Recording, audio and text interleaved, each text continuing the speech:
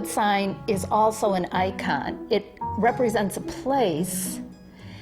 In addition, it represents an idea. This idea for many people in America has to do with only the biz, people making films, the movie industry. But for residents, I think it represents change and time. Hollywood is a city of dreams, and that the Hollywood sign represents those dreams.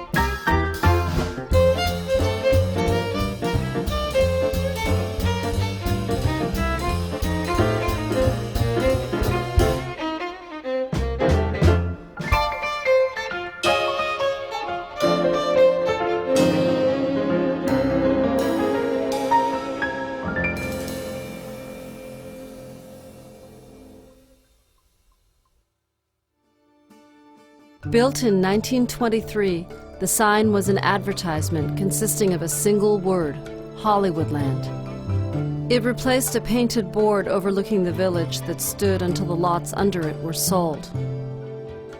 The new sign was located at the top of Cahuenga Peak, above the highest houses.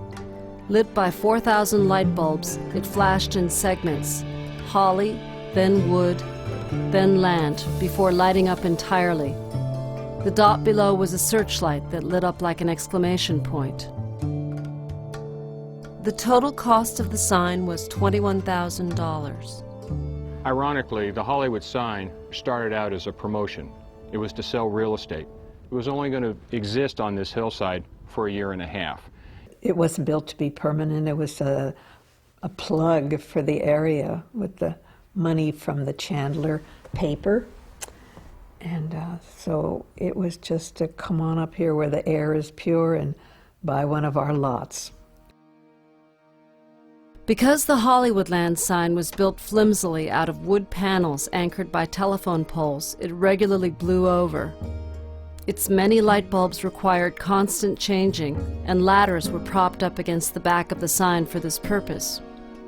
On September 16, 1932, one of those ladders played a role in the sign's evolution from billboard to monument.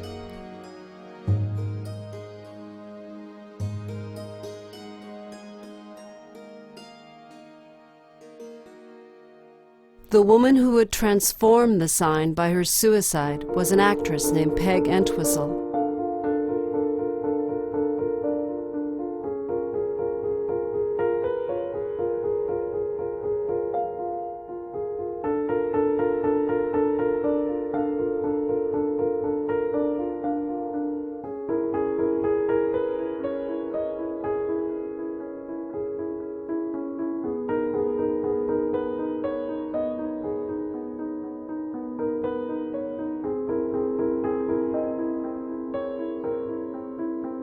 She made her stage debut at 17 as a walk-on in Walter Hampton's Hamlet starring Ethel Barrymore.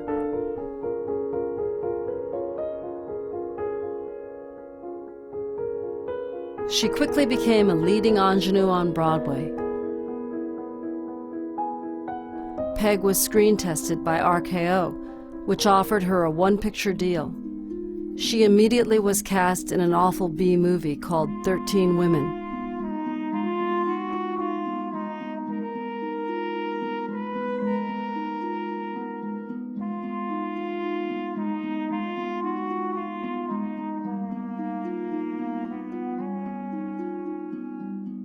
Although Peg's performance was far better than her co-stars, the advance press for 13 Women was dire. In August, after the film wrapped, RKO declined to renew her contract.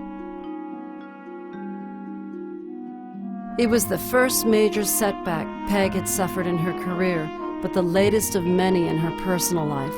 In just over a decade, she had watched both her parents die traumatic and premature deaths. Her marriage, begun so promisingly, had ended in public humiliation.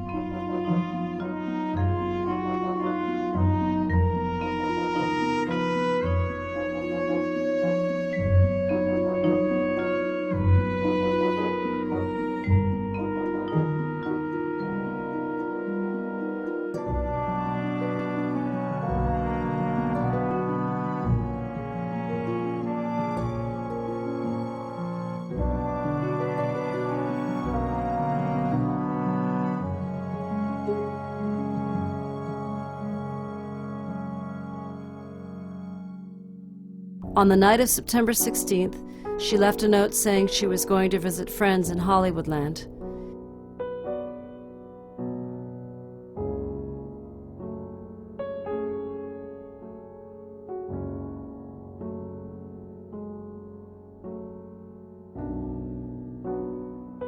Instead, she walked to the sign, climbed a ladder propped behind the H, and jumped. She was 24 years old.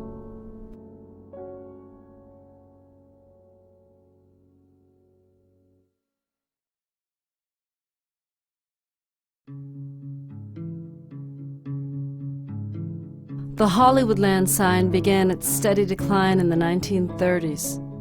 In 1944, the sign and the 450-acre parcel of land under it were given to the city of Los Angeles. To me, the most important point in time in the life of the Hollywood sign was in 1949 when the sign was hours away from being carried off and there would be no Hollywood land sign. And at that moment, the city of Los Angeles and the Hollywood Chamber of Commerce got together and said, wait a minute, it said Hollywoodland, it was a real estate promotion, but it could say Hollywood. And we could use it as a beacon to promote the film industry and the jobs that that industry means to Los Angeles. By the 1970s, the sign was a crumbling wreck. When I first moved here, the Hollywood sign was basically a relic. It was, half of it was down, and the part that was standing was in bad disrepair. All the tin was kind of peeling off, and Well, it was so disreputable when we first moved up here. And clearly the town had forgotten it, or it wouldn't have been in such terrible disrepair. To say that it was in disrepair is an understatement, because it was falling apart.